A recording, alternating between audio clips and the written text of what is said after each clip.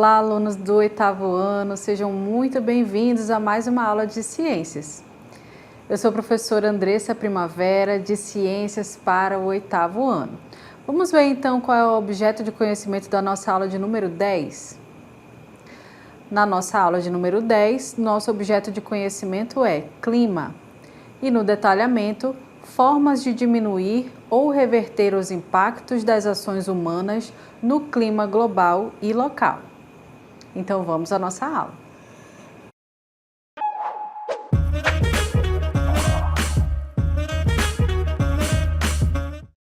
Muito bem, para iniciar a nossa aula sobre clima, sobre as ações humanas e esse impacto das ações humanas no nosso planeta, né? Vamos observar aí que o nosso planeta ultimamente tem ficado meio confuso. Você observou aí nos últimos anos que houve muitas mudanças? Talvez aquilo que você esperava do ano, que ia chover mais, ia chover menos, já não é mais como você via em anos anteriores? Então, se você tem acompanhado aí os noticiários, né, as notícias, os jornais, você deve saber que o nosso planeta ele tem ficado assim mais estranho mesmo. Então, são esses fenômenos que são climáticos e são extremos, que estão cada vez mais presentes aí no nosso cotidiano. Você observa mais de perto. E na região amazônica não é diferente. Nós vivenciamos aí uma seca extrema que trouxe prejuízos aí à população, dizimou dezenas de animais, como por exemplo os botos, que nós vimos aí no último ano que aconteceu com eles, né? Muitos morreram. Também trouxe prejuízos para os peixes e outros animais que também não são aquáticos. Bom, todos esses acontecimentos, eles estão relacionados aí a mudanças climáticas e ao aquecimento global. E mais, o nosso planeta ele está vivenciando uma verdadeira ebulição global. Mas antes da gente falar desse tema, né, é preciso relembrar que no meio ambiente tudo funciona em perfeito equilíbrio. O clima, a temperatura, tudo isso é naturalmente regulado pela natureza. Então, esses fenômenos físicos, químicos, biológicos, eles sempre estão acontecendo. Mas desde que o homem passou a intervir na natureza, né, com as suas ações, com as suas atitudes, né, consumindo mais do que a natureza poderia dar, a gente passou aí a dizimar, né, passou aí a degradar esse meio ambiente. Então, isso que nós estamos acompanhando aqui, por exemplo, as queimadas, né, que nos últimos anos têm se tornado cada vez mais comuns, né? Em outros ambientes, a gente vê que são as chuvas que são mais intensas, provocando enchentes, provocando tragédias, deslizamentos de terra, porque as pessoas estão indo para aquelas áreas de risco e, consequentemente, né, essas chuvas trazem aí esse prejuízo. Porém, por outro lado, a gente também observa a ausência de chuvas em outras regiões, que causou aí uma verdadeira seca, deixando, né, o solo cada vez mais compacto, mais ressecado. A gente observou aí nos últimos anos que aqui na região amazônica nós tivemos uma seca muito extrema, uma estiagem muito severa, né, que é a ausência de chuvas, e tudo isso se deve, pessoal, às nossas ações, às nossas atitudes que nós chamamos de ações antrópicas, ou seja, onde o homem coloca a mão ali, né, muitas vezes para degradar aquele meio ambiente. E essa palavra-chave, aquecimento global, mudanças climáticas, ela está relacionada a isso, está relacionada ao modo como nós agimos dentro do meio ambiente de uma forma geral. Então, o aquecimento global, ele tem a ver com esse avanço cada vez pior dessas ações humanas. A gente falou aí uma palavrinha que é ebulição global. Eu não sei se você já ouviu falar, talvez você ouviu falar em aquecimento global, mas o termo ebulição ele é até mais extremo. Você já ouviu falar esse termo no seu cotidiano, né? Talvez aí numa aula de química, de ciências ou de física, né? Ebulição, quando a água ferve, por exemplo, um líquido ferve, né? Então é como se o nosso planeta estivesse realmente fervendo diante dos acontecimentos que estão ocorrendo. Então não é mais apenas um mero aquecimento global, e sim começa a ter uma ebulição. É sobre isso que nós vamos comentar aí quando você visualizar a próxima cartela. Então, o tema aí, ebulição global, é um termo que foi adotado para descrever o atual estágio de mudanças climáticas pelo qual o planeta Terra tem passado, marcado pela aceleração do aquecimento global. Então, é isso que nós estávamos comentando. A ebulição global, ela não é somente um aquecimento. Nós já passamos desse nível de aquecimento para o nível de ebulição. Então, cada vez mais esses fenômenos fora do normal, do que a gente está acostumado a observar, vão acontecer. Era muito comum, né? Há décadas atrás, os estudantes ouvirem dentro das escolas que, olha, a gente precisa ter cuidado com o meio ambiente, porque senão vai acabar, a água vai acabar, as florestas vão acabar. E aquilo parecia muito distante, né? Mas o que a gente vê agora é que está cada vez mais presente, chegou muito mais rápido do que se pensava. Talvez aquela geração de 10, 15, 20 anos atrás pensava assim, quando isso finalmente acontecer, eu nem vou estar mais aqui nesse planeta, né? Nem já vou ter morrido, quem sabe a pessoa pensava assim. Mas a realidade é que esses acontecimentos chegaram muito mais rápido do que se esperava. Então, esse termo ebulição global, ele foi um termo adotado para definir essa atual mudança, né, no nosso planeta e no nosso clima principalmente. Bom, vamos observar aí o que diz as informações. Essa expressão ebulição global, ela foi utilizada recentemente, olha, pelo secretário-geral da Organização das Nações Unidas, Antônio Guterres, ao comentar a respeito do mês de julho mais quente já registrado na história e que aconteceu no ano de 2023.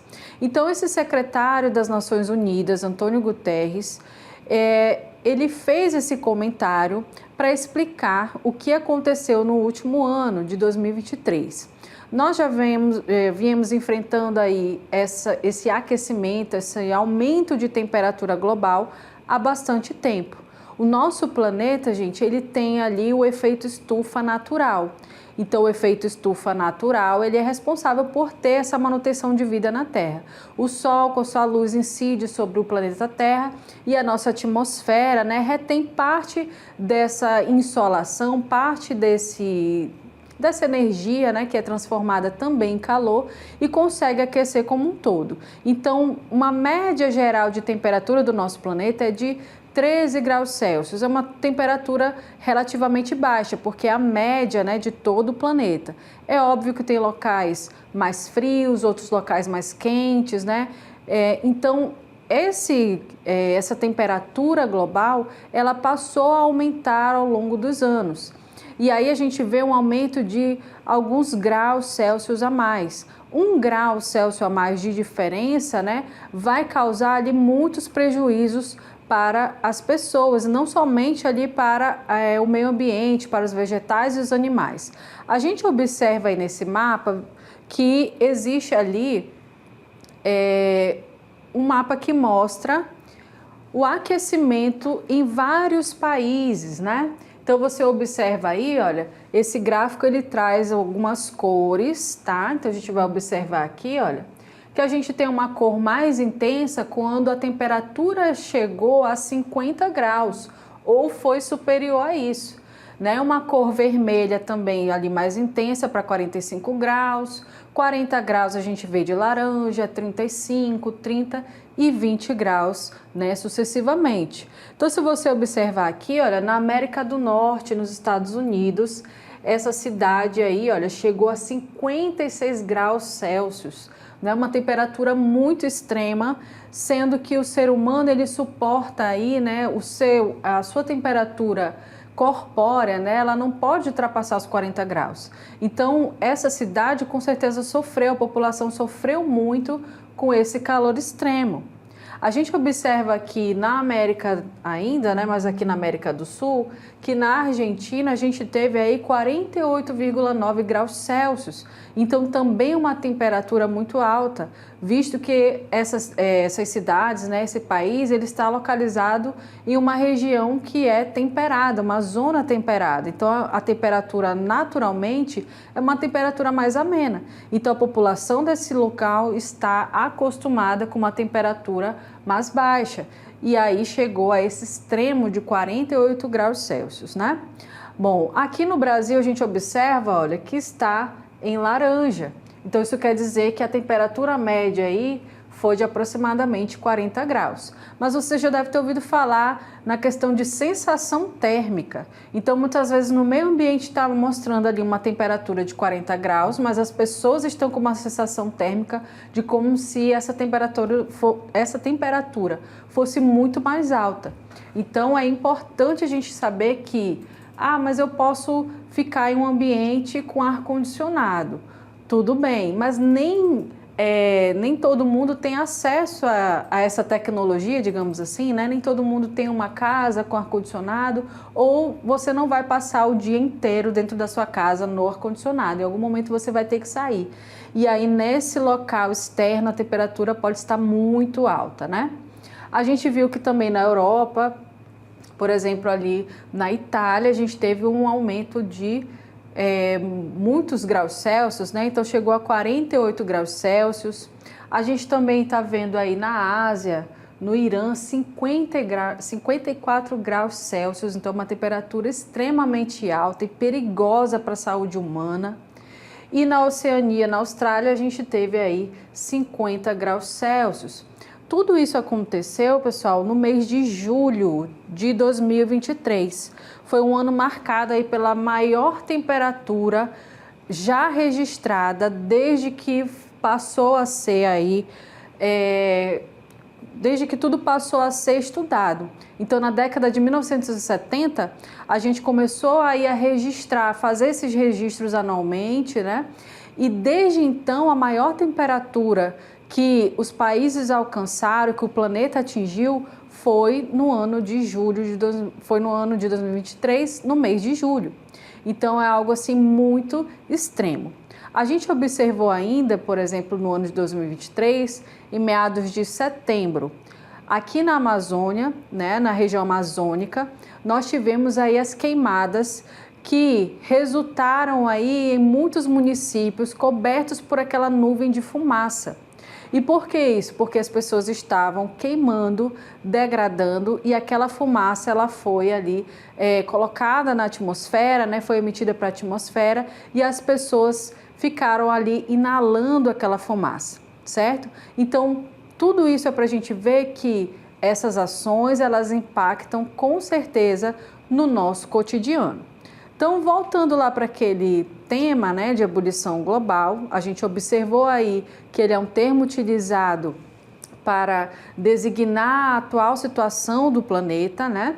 E diz ainda, olha só, as ondas de calor muito intensas que aconteceram em diversas partes do mundo, como a gente viu ali no último mapa, né, no mês de julho de 2023, e o forte El Niño, que se formou entre o final de julho e agosto e que trouxe também igualmente tempo muito quente, muito seco em várias regiões do planeta, em especial no continente americano. Então, nosso continente americano aí, tanto o norte quanto o sul-americano, foi bastante atingido. E aí o que acontece? Você viu aí no último texto que o El Niño também contribui.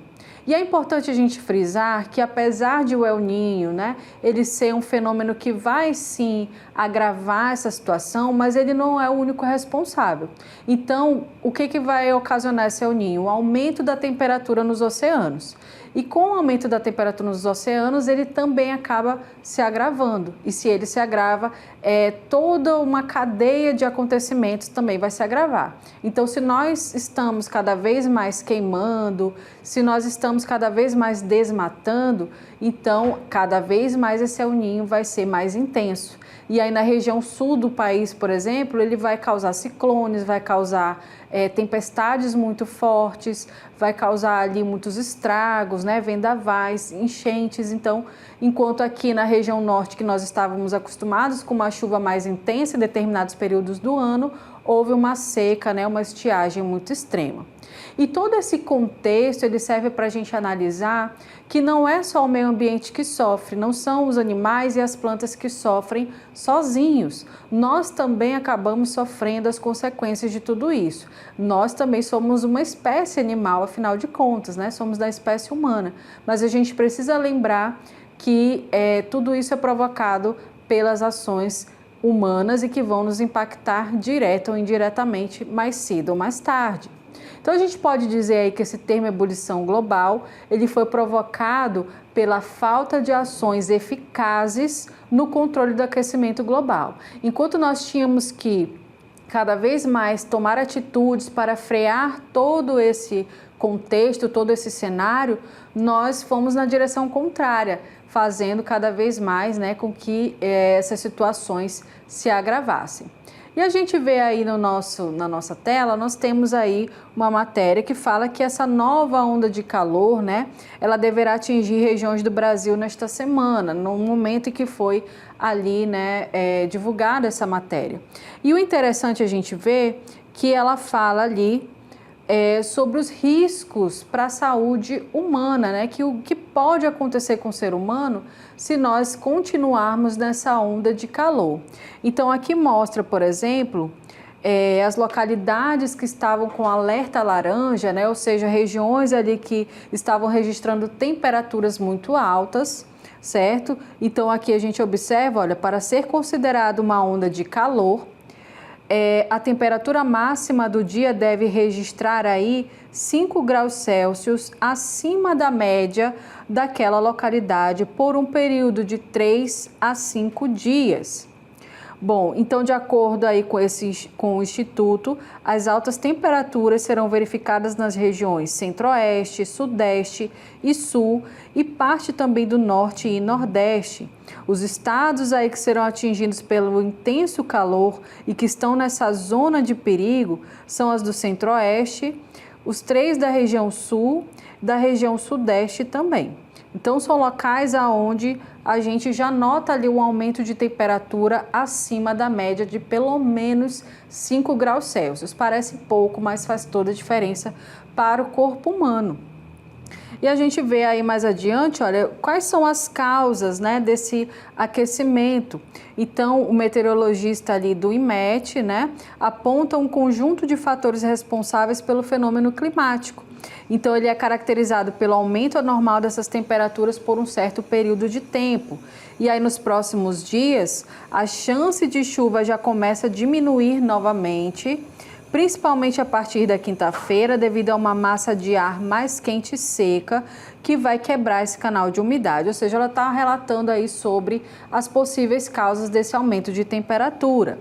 E aí, mais adiante, fala que o fenômeno natural do El Niño é um dos motivos a mais para aumentar os termômetros, mas ele não é o único, certo? Então, o El Niño é um agravante e a gente teve a configuração ali, né, de ouvir, certo? Bom, a gente tem aí os riscos que podem acontecer, tá, com o corpo humano aí por conta dessa sensação aí de calor, né?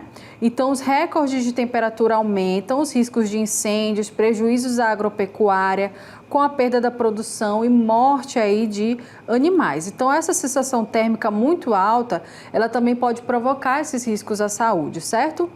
E aí a gente vê o seguinte, olha, que os mais vulneráveis, eles são aí os que mais precisam da atenção, né? São as pessoas idosas, os bebês, as crianças, as gestantes e também os portadores de doenças crônicas, como as pessoas que têm problemas renais, cardíacos, respiratórios ou de circulação. Além ali da população em situação de rua, imagina uma pessoa que não tem condições, né, de uma moradia digna, que não tem ali água suficiente, né, muitas vezes nem tem acesso à água potável. Então, para a população em geral, para se proteger da insolação, o Ministério da Saúde recomenda ali a hidratação, o resfriamento e a proteção do sol e do calor. Então, são medidas básicas, né, e práticas que a gente deve adotar aí no nosso dia a dia. Bom, e aí ele mostra algumas dicas básicas, né, de como lidar com as temperaturas extremas, e aí ele lista algumas delas. Então, a primeira medida e prática para você adotar é beber águas e sucos com frequência, mesmo quando estiver sem sede. Muitas vezes nós não sentimos aquela sede, né, ao longo do dia, mas é importante estar sempre ali consumindo líquidos, de preferência água. Evitar bebidas com álcool, bebidas açucaradas e os refrigerantes, né? Então, é muito comum os adolescentes, os jovens e até mesmo as crianças preferirem os refrigerantes, né? Porque acha que aquilo vai matar a sede ou vai hidratar. E na realidade é o contrário. Se você deixa de ingerir água, você está perdendo ali a hidratação do seu corpo. Evitar refeições pesadas e condimentadas, né? Principalmente nesses dias muito quentes. Ingerir refeições leves, como saladas, frutas, né? E aí a gente tem o exemplo da melancia, do melão, da laranja, que são até frutas comuns aqui da nossa região, que são frutas que têm bastante líquido. Então, se você não quer somente beber água, você pode também consumir essas frutas e verduras. Permanecer em locais mais frescos e arejados, geralmente à sombra, se possível com ar-condicionado ou ventilador. Manter os ambientes úmidos com umidificadores de ar, toalhas molhadas ou até mesmo baldes de água, que fazem já uma grande diferença. Usar roupas com tecidos e modelos frescos para deixar aí a pele respirar.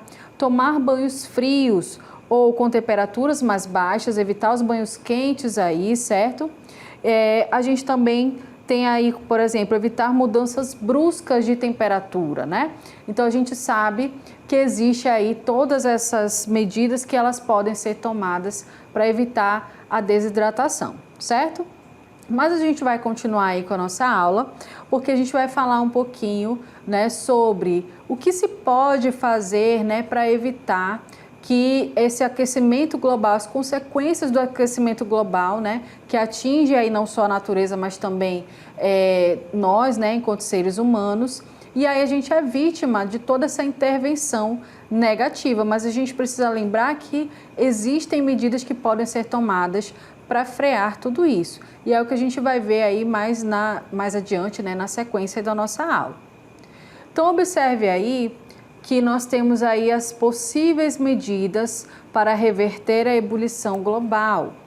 E quais seriam essas medidas, né? Você observa aí na imagem, olha, uma imagem de uma ampulheta. Não sei se você já viu, né, esse objeto aí pela sua casa, de repente na casa aí dos avós, né? É um objeto que ele marca o tempo. E aí a gente está vendo, por exemplo, a imagem de uma geleira, né, de um oceano e um iceberg. E aí lá embaixo se transformando num deserto, porque é isso que tem acontecido, né? As nossas geleiras estão em derretimento, nós temos ali também a seca dos rios, então tudo isso contribui para que esse cenário vá mudando. Então, apesar do cenário que a gente já encontra, né, que o planeta está vivenciando, nós ainda não chegamos no ponto de não retorno. O que quer dizer isso, né? Que ainda há chances de desacelerar a elevação aí das temperaturas terrestres e evitar as suas consequências mais danosas. O que a gente falou de ebulição global é que é um estado já extremo, né?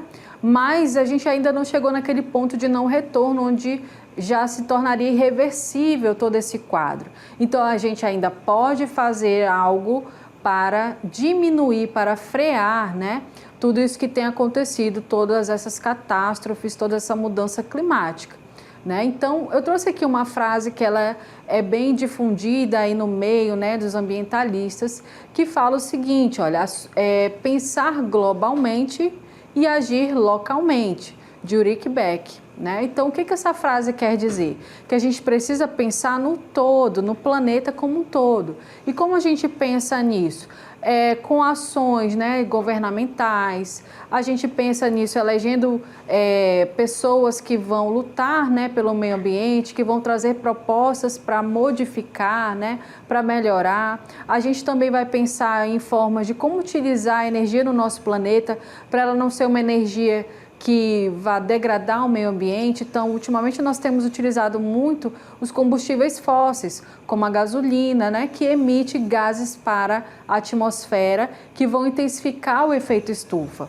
Então, a gente precisa pensar em alternativas, em trocar algumas atitudes que nós temos no nosso dia a dia para poder melhorar de forma global. Mas não adianta pensar de forma global se a gente não puder agir localmente. E muitas vezes a gente fica pensando assim, nossa, mas já está tão agravada a situação, será que eu posso ainda fazer alguma coisa? O mínimo que eu fizer aqui talvez não vá adiantar, não vá resolver, mas muito pelo contrário. Por isso aí diz, olha, agir localmente, você vai agir dentro da sua possibilidade. E o pouco que você faz já contribui muito para o nosso planeta, certo? Então a gente vai ver aí algumas ações que nós podemos tomar, né, no nosso dia a dia. O que a gente pode fazer no nosso cotidiano para sanar, né, para melhorar aí o nosso meio ambiente? Então, a primeira medida, olha só, é reduzir a emissão de gases poluentes na atmosfera. No nosso local, né, de moradia, a gente pode aí, de repente, frear as queimadas, né? Não queimar mais aquele lixo que a gente costuma acumular nos quintais. Então, fazer uma outra forma de reutilizar aquele lixo, né? A gente pode ainda evitar o desperdício de água. Então, a água, ela é um recurso ali renovável, porém, ela pode até não acabar, mas ela pode estar poluída a tal ponto de que a gente não tenha mais água potável no nosso planeta. A gente também pode reduzir o desperdício de energia. Quando você utiliza demais a sua energia de forma errada, né? Quando você fica ali com uma televisão ligada, mas está no celular e fazendo outras coisas, então você está desperdiçando energia. Então é preciso pensar sobre isso, né? A gente precisa pensar aí em frear também o uso de combustíveis fósseis, buscar alternativas, né, que visam ali trocar aquele combustível fóssil por outras fontes de energia. Atualmente nós temos aí a fonte da luz solar para manter as casas, né, a iluminação das casas. A gente tem outras estratégias, existem já carros, né, que são elétricos. Claro que tudo isso parece distante, mas a gente precisa pensar, né, em como a gente vai iniciar a adoção dessas pequenas medidas. A gente também vai pensar aí em como consumir menos. Talvez até a forma como você consome no seu dia a dia, a quantidade de roupas, de sapatos, de bens, né, que você consome, isso pode impactar e vai com certeza impactar nas mudanças climáticas. Porque, por exemplo, para você produzir uma calça jeans, né, que é muito comum no nosso dia a dia, gasta ali toneladas de água. Então, quando você compra 2, 3, 4 peças dessas que você nem vai utilizar, né, todo o tempo, então você está contribuindo para um consumo exagerado. E aí, cada vez mais, né, vai acontecendo que a gente vê acúmulo de lixo. Existem cidades no mundo que estão cercadas desse lixo que chega por todas as partes do planeta, de tanto esse consumo excessivo, desnecessário de produtos industrializados, que você não descasca mais uma fruta e você descarta uma embalagem, né, de algo que você consumiu. Então, tudo isso é prejudicial e danoso para o meio ambiente. Também as formas como a gente vai manejar os nossos resíduos sólidos, né? Então, quando você consome algo que é industrializado, que você trouxe ali do supermercado e você devolve para o lixo, muitas vezes aquilo ali vai poluir o meio ambiente, vai poluir os rios, né? E vai contribuir também para esse agravamento, né? Então é preciso pensar na sua casa, você separar, fazer a coleta de lixo, separar aquele lixo que vai ser reciclável, que vai poder ser reutilizado, né? Adiar aquilo que você quer descartar, de repente uma roupa que você iria descartar, ela pode servir, né? Se você ajeitar ela, melhorar ela, você vai prolongar o tempo de uso de algum bem que você adquiriu, né? E também a gente evitar a emissão de gases poluentes na atmosfera. E como que a gente faz isso?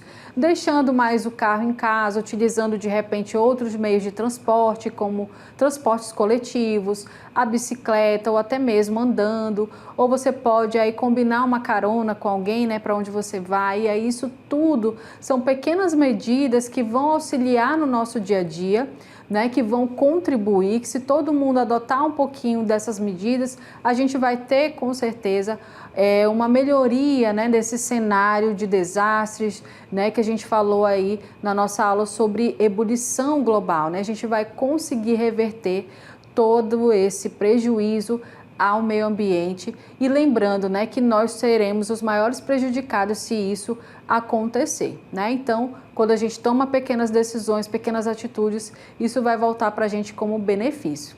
Bom, espero que você tenha entendido aí os conceitos da nossa aula e até a próxima.